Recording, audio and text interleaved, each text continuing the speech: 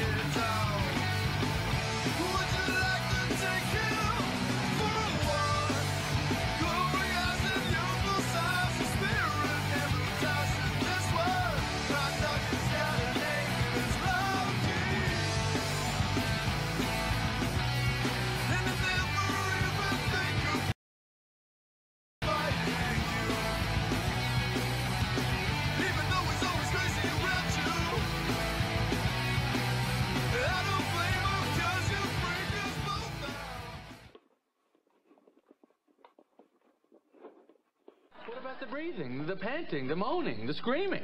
Fake. Hey guys, how's it going? So my question for NASA is, how are you ensuring the safety of our astronauts in a vacuum? I want to make sure our astronauts have the proper training to survive the deadly vacuum of space. Proper training means you train in an environment that most closely resembles the harsh environment you'll be exposed to. Now there are two issues that I have with NASA's training practices.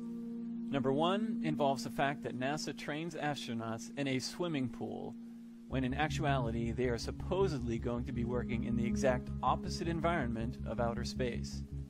And my second issue with NASA is its ability to even create a vacuum here on Earth that is sufficiently similar to the alleged vacuum of outer space. So before we begin, let's see how NASA creates a vacuum here on Earth. Spaceball 1 has now become Mega Maid. Good! Remarkable. Now, commence Operation Vacuum Suck.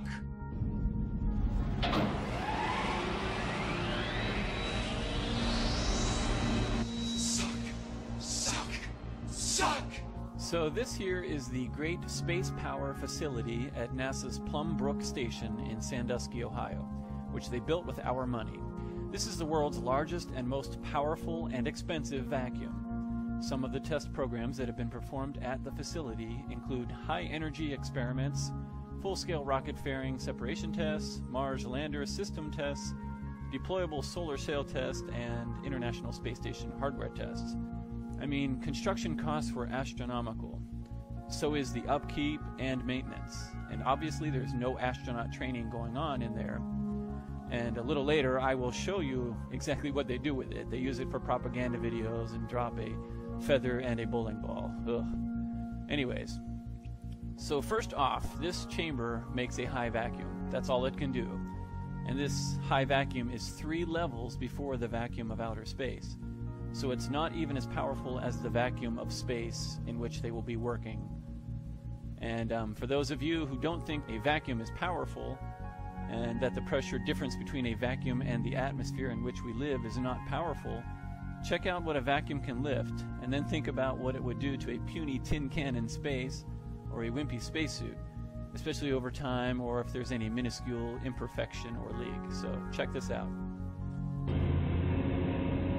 We're loading 42-inch 480 wall steel pipe, 3 to a truck. Pipe are about 40 feet in length, and they weigh about 9,000 pounds. We're loading them with an AccuVac vacuum attachment on a 450 John Deere hoe. Pipe weigh about, I think I said the pipe weigh about 9,000 pounds a piece. This vacuum attachment will pick, this one I think will pick 30,000 pounds. That's 15 tons just on a vacuum.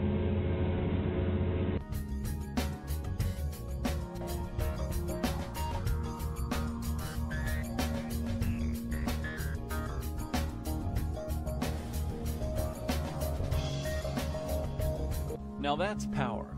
And it is funny how the vacuum chamber, like a submarine, has massively thick walls to withstand the difference in pressure.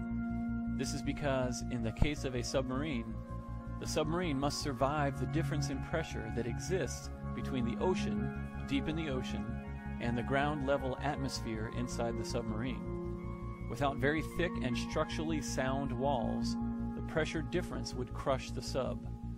Likewise, the ISS and the spacewalking astronauts must survive the opposite but equally harsh difference in pressure that exists between the vacuum of space and the normal atmosphere inside their suit or inside the space station.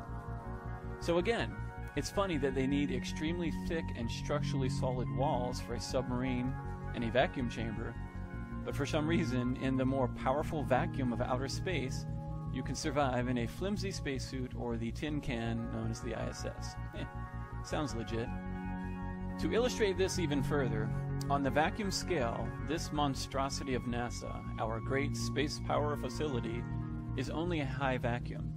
You can see from the chart that outer space is 3 levels of vacuum beyond NASA's most powerful vacuum, which they don't even train in anyways.